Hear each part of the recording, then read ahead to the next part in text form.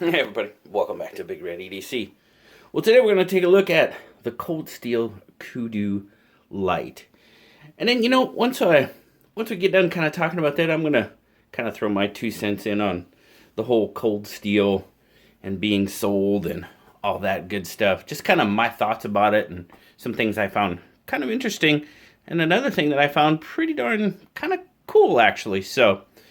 But as I said, this is the Kudu Lite. Now, a lot of you probably remember that this one was actually a freebie from Smoky Mountain Knife Works when they did their Black Friday sale. So I forget what you had to spend, but this was one of the free items that you got. So pretty cool, pretty interesting little knife. You got that black Zyx is what they call it. I mean, it's basically their version of like a GFN from what I see. You've got the stainless steel, kind of like the Kudu inlay there, embellishment, if you will. You got your back spring. Now, this guy, for what it is, it's pretty interesting to me. I mean, you got your nail nick there. I probably just scared Andy again. Nail nick opening. You do have a half stop. That's kind of cool. I'm getting fingerprints all over it. Let's use my B Hank here for my good buddy Carlos EDC. His new Hanks. Wipe it off. But there you go. You got the Kudu Lite. But cold steel, 5CR15 on this one. I know that clip point blade. So 5CR, yeah, okay. Not the best steel in the world. But overall, I mean, it's not too bad. It's pretty darn comfortable. Look at that handle. I mean, guys, you get a lot of knife. And I'll tell you right now, Smoky Mountain Knife Works has these for sale on the channel right now. What is it? Less than $8. So, guys, for what you get out of this knife, that's not a bad price, to be perfectly honest with you. I mean, wow, less than $8 for this knife. Let's see what we get. 1, 2, 3, 4, 5, 6, 7, 8, 9. Guys, you're pushing 10 inches of knife here. Your handle, you're looking at about 1, 2, 3, 4, 5 and a half, maybe just a little bit more. And then your blade, roughly about 4¼ inches with right about a 4-inch cutting edge. So, sorry for those of you with the 3-inch, legality issues. This one will definitely cross that line. But choil, not too bad. Grind's pretty good. But for what you get out of this knife, man, less than $8 is not too bad. And as a freebie like I got it, I mean, that's pretty darn good. Good snap. I say the pull is probably it's pushing a 7. It's got a decent pull to it. Nice half top stop. Nice, pretty nice smack. And let's see here. Let's see if letting it drop is doing anything to that blade. I don't think so. I mean, it's so hard to see. You got to have the light just right to see some glinting and stuff, but I'm not seeing anything. So obviously, you're good. You're not getting any pins. I mean, you got your pivot pin right there. But golly, overall, for what you get out of that knife, it is not bad. Like I said, there it is in my 3¾ inch hand. Hey, y'all with larger hands, Kudu Lite, it would work, I think. I think it would definitely work. Let's get a weight on it. I think they said 2.7 is what it should weigh, so let's just do that real quick. All right, 75 grams, so we're pretty much in there. I'm getting 2.6, so okay. Not bad. Not bad at all. I mean, it definitely, no pocket clip or anything like that, so you're definitely talking about a pocket dropper, unless you can find a good size sheath that you would want to carry it with, or maybe a bag. You can put it in a bag knife. Could be a good glove compartment knife, or center console knife in the truck or the car or something like that. But yeah, for less than $8, That's not too bad. Not too bad at all. Blue, oh, we got two new. Just in case you haven't seen the video, I'm going to show you our new crew over there. There's Blue down there. And then there's Little Red. They're our new, like I said, Boba Fett don't ever say anything. He just stands there and, well, not criticizes, but yeah. Those guys, for what it is, they give it about a 7.5. Which, yeah, that's pretty fair. I mean, the 5 CR15 steel, it's not too bad. But other than that, I mean, seems like a pretty solid little knife. But I did kind of want to get into talking a little bit about just kind of my thoughts on the whole cold steel thing.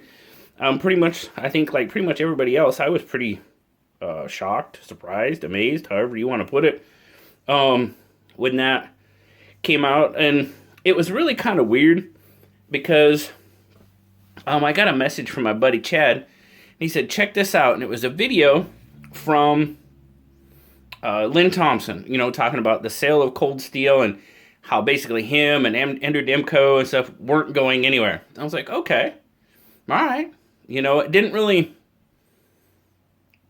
say why, and I honestly, I mean, not that I really expected him to. Everybody's got their suspicions as to why. I mean, I guess to you and me as a consumer, I mean, if Lynn's got his reasons, he's got his reasons, right? So anyway, I was like, okay, and I believe it was when I was in Portland visiting Zach when we were doing the giveaway boxes. And I went to show the video to Zach, and it said this video had been removed. So I found that a little odd or weird that the video was put out, and I'm pretty sure we were watching it on the Cold Steel YouTube channel. I'm pretty sure. I cannot be 100% certain about that. I found that really odd. I found that really odd that the video was just gone. Like, you know, so that makes you wonder, okay, did Lynn sell the company to GSM? He put out this video. GSM was like, hey, what are you doing? You know, all sorts of conjecture and suspicion and all that other good stuff, right? Well, if you go to look on the Cold Steel YouTube channel right now, that video is up, and it's there. But I will also point out, and you know, I'll put a link to both of these videos down in the description, but the last video posted to the Cold Steel YouTube channel, if you haven't checked it out, I urge you to do so. I really urge you to do so, honestly, because I kind of found this a little cool, a little interesting. A representative from GSM, it's a real short video, like not even 30 seconds, I don't think. But this individual comes on and says he's a representative from GSM, and he wants the consumer's recommendation on, or what is your favorite discontinued cold steel knife. Because he said if they get enough votes, they may end up resurrecting a discontinued cold steel model. Okay, that seems kind of interesting.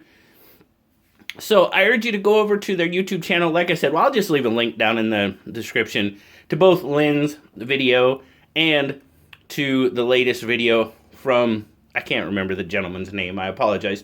And he didn't say his position in GSM, he just said he was with GSM.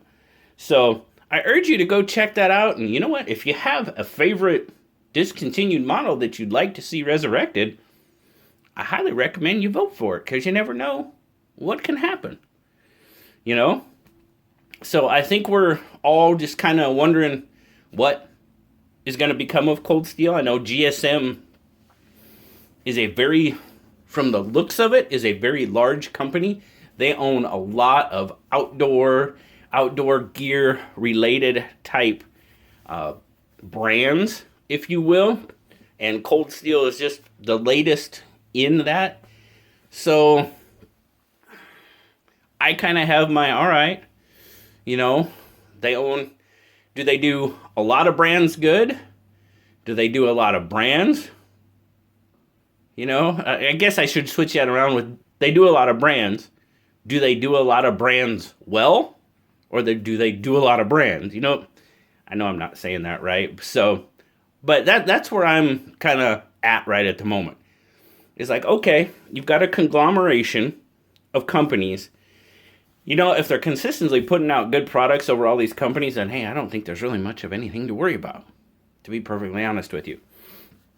And I believe it was, well, Pete, I'm pretty sure Peter said it, a Therapeutic Edge, and said it at this point, with SHOT Show was supposed to happen in January, but it's not now. It was canceled. I'm pretty sure all the 2021 models and production have pretty much already been set up. So to see an immediate impact, I would probably have to agree with his assessment of that. We probably won't see much of an impact in 2021, maybe later 2021. But 2022, those models, you know, you never know. But hey, GSM's already come out and said, let us know your favorite discontinued knife or model. You know, we might bring it back. So very, very interesting. Yeah, I just kind of wanted to kind of throw my thoughts out on there. Everybody else is, so why not me, right? But back to the Kudu Lite, guys. Hey, for less than $8, it's not a bad little knife. If you're looking for a little, you know, beat around knife, and the next time you're putting an order in at SMKW, you know, this might not be a bad one to throw on there. If you're looking for a couple, grab you a Rough Rider, grab you the Cold Steel Kudu Lite. You probably end up having yourselves a couple of pretty decent knives. But thanks a lot, guys, for checking out my review of the Kudu Lite and just kind of listening to my thoughts on the whole cold steel thing, situation, whatever you want to call it. But as always, guys, thanks a lot for watching. Remember, like, subscribe, leave me that comment. You know I love talking to you. Until next time, guys, I'll talk to y'all later. Bye-bye.